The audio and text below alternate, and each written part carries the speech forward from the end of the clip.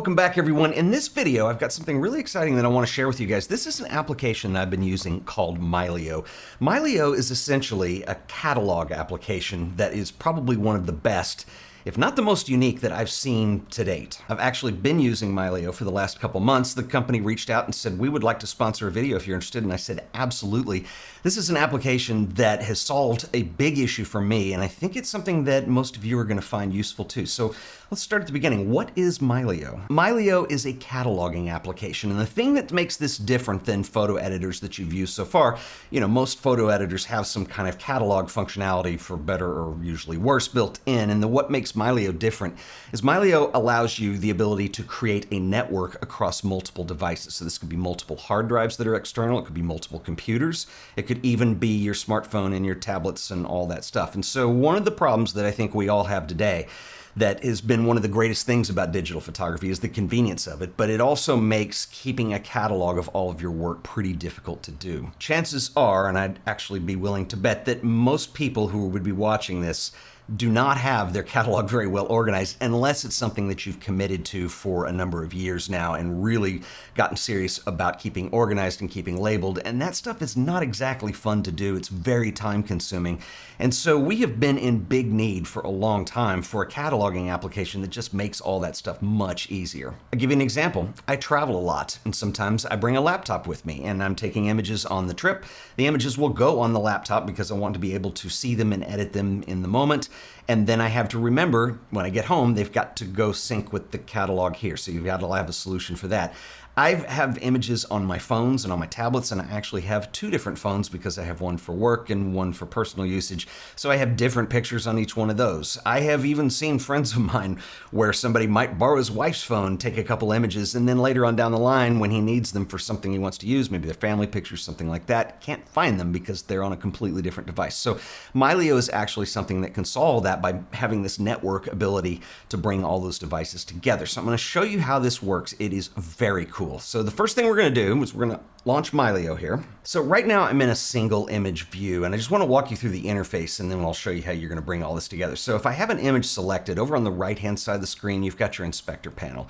This is going to show me all the metadata that I have associated with the image. It's going to things like the camera that I used, the lens I used, the file format, the date created, so on and so forth.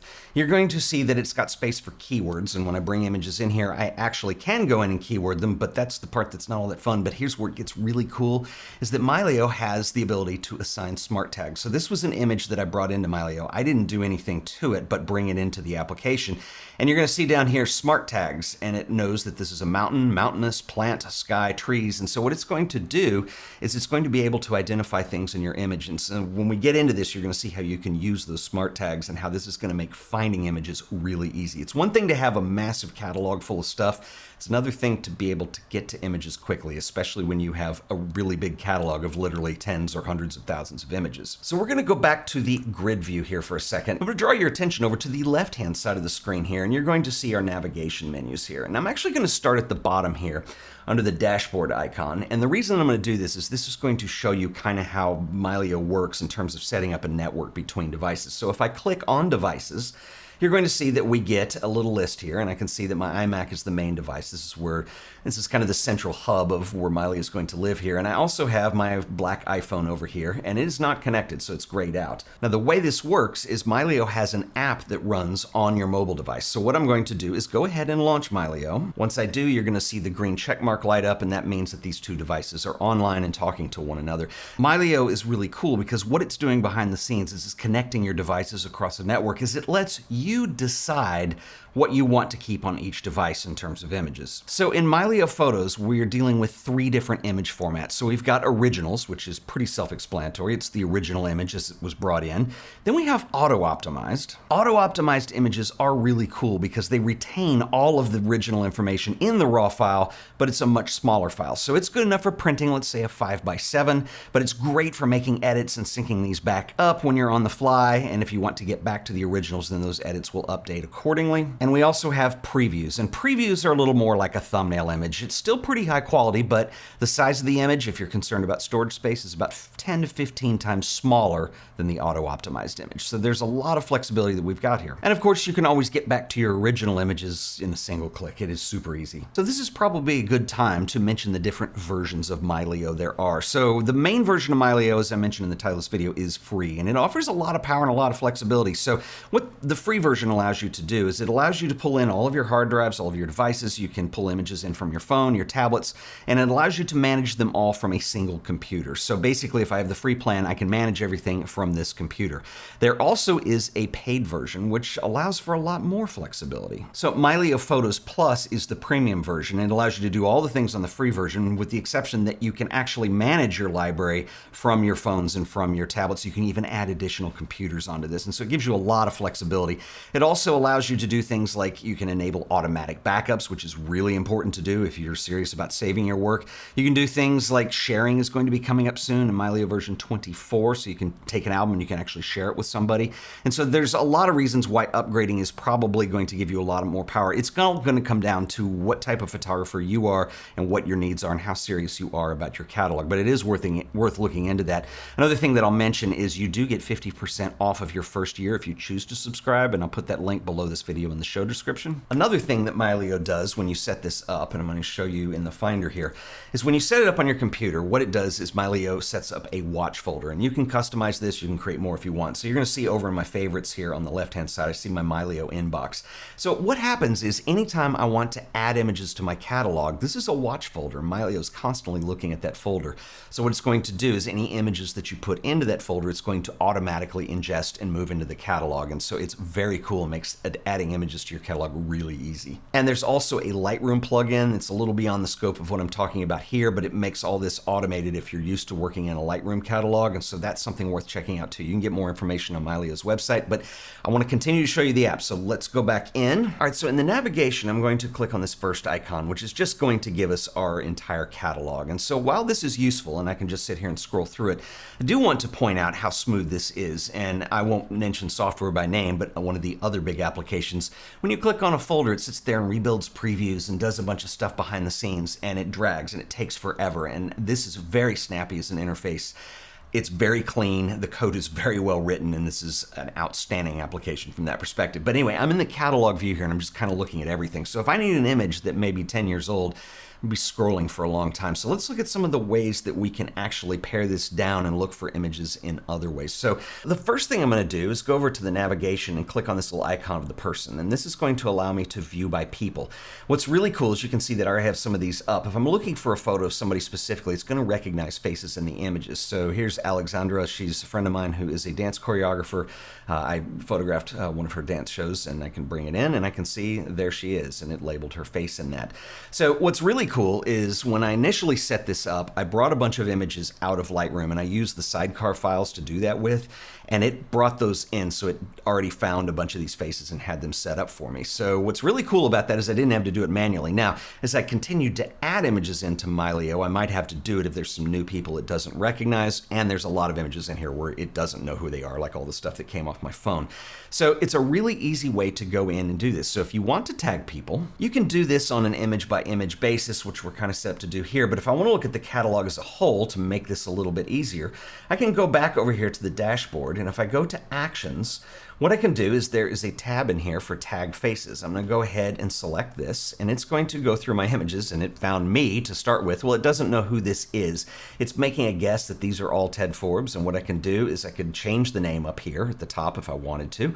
And they are all me, so, and for better or worse. And if I can go over here and I can say approve, I can say reject, ignore, skip. I'm going to go ahead and approve those, and it's going to tag a whole bunch as me. Oh, Ralph Gibson. Well, let's go ahead and approve him. And so you can continue to go through like this, and any faces that it doesn't find, you're going to see noted with the question mark on the side here. So it makes it kind of interesting to work on, makes it actually kind of fun to do, which is rare with a cataloging application, and it makes it really easy to find stuff later. This is something that I've done in other software applications. applications like Lightroom, and the best way to do it is just to chip away at it. In fact, when I did my catalog, I chipped away at that for probably a year since they actually introduced that into the software. This is a much better system for it, and the other thing that I like is it's not super clunky in terms of software. Like, it's not slow and kludgy and trying to find stuff. Once it's set up, it runs really smooth. So let's go ahead and go back out to our catalog. I'm going to show you the map view, and the map view is really cool too because this enables me to use geotagging and GPS data from my images to put stuff on a map. And you're probably going to have to do this manually with, let's say, a DSLR or a mirrorless camera if you don't have any GPS built in.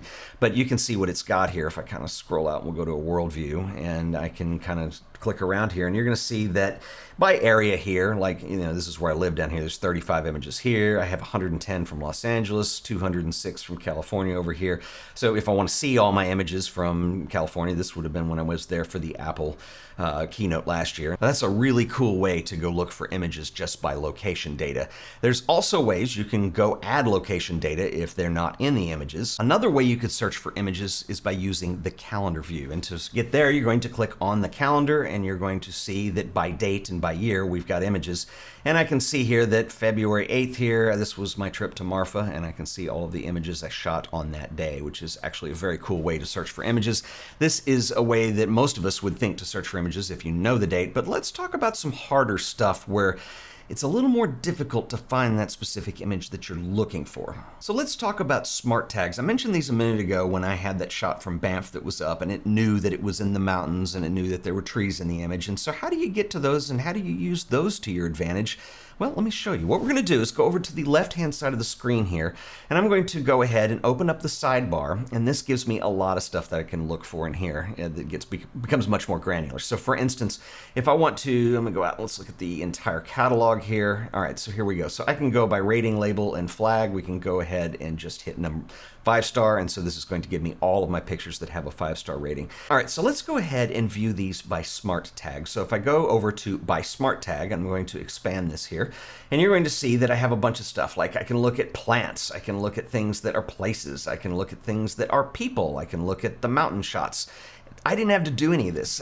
I just set this up, and then part of its process when Mylio is setting up and bringing in a catalog of images, it's going to go through and analyze these things and look at them for you. So it's not always 100% perfect, but you can actually adjust that also. So for instance, you're going to see this little gear icon here. I'm going to go ahead and click that, and it's going to bring up Detect Mountain. And the AI sensitivity, it's by default, and I can make more matches, which is going to be less accurate, or I can bring it back to fewer matches, which is more accurate. So you can kind of cater this to taste. What I have found that, yeah, sure, it's not exactly perfect. This is something that I would expect would improve, especially now that we're in the age of AI, and this is something that is being worked on. But it's enough for me, and it's close enough for me now to where I can get stuff, because I've already whittled an entire catalog of images down into something that's actually doable here, so I can usually find things that way. So this is a really cool way to go. Another thing that I want to show you is that each time I put one of these on here, it creates a filter. So at the top, it says filters, mountain, and star rating equals 5. So that's something to keep in mind because I'm narrowing it down. You can have multiple filters up here.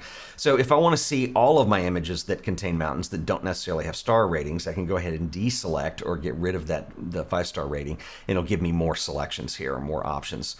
So it's a way of whittling down your images and finding things that are going to work just for you. So I'm going to go ahead and select by camera, and when I open that up, you're going to see that it does it by brand here. So if I go into my Hasselblad folder, I can view all of my images that were taken on a Hasselblad X1D, for instance, and so it's just going to give me all those images.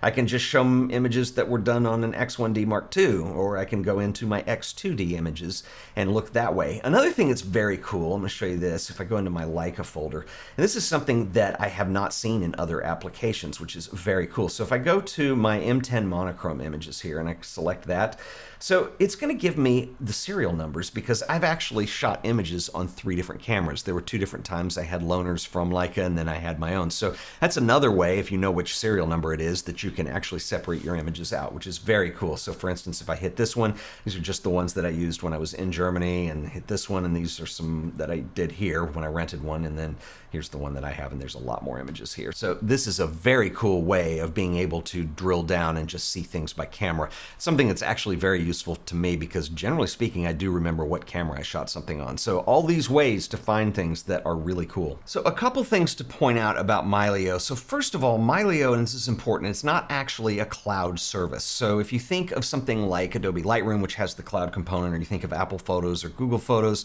those are things that will upload your images into the cloud.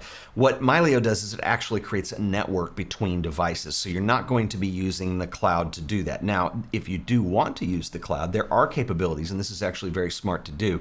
There are a number of cloud services, mainly backups, that Mylio is compatible with, and I would recommend, if you're going to make this your main thing, that you do get a backup service. And so that's fully automated and you don't have to think about it. The other thing that's cool is Mylio will fully encrypt your images when you're using a backup service, so you don't have to worry about people being able to open your images and see what you've got. That actually is a big concern. I know people personally who have problems with cloud services for images because they just don't know how their data is being used. So this is a really good alternative if you fall into that category. Another thing that you should know about Mylio is there is a free version that works right out of the box. It's actually very cool, and that right there is enough reason why I think everybody probably should go download this and check this out.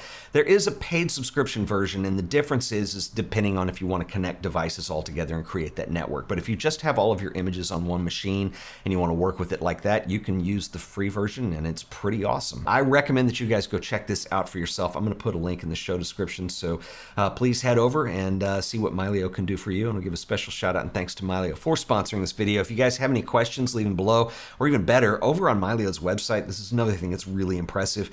All of the technical data is very detailed on there, and it's one of the easier websites to go figure out what it is that you're looking for and get help with, and I just think it's really well done. So anyway, I will see you guys in the next video. Until then, later.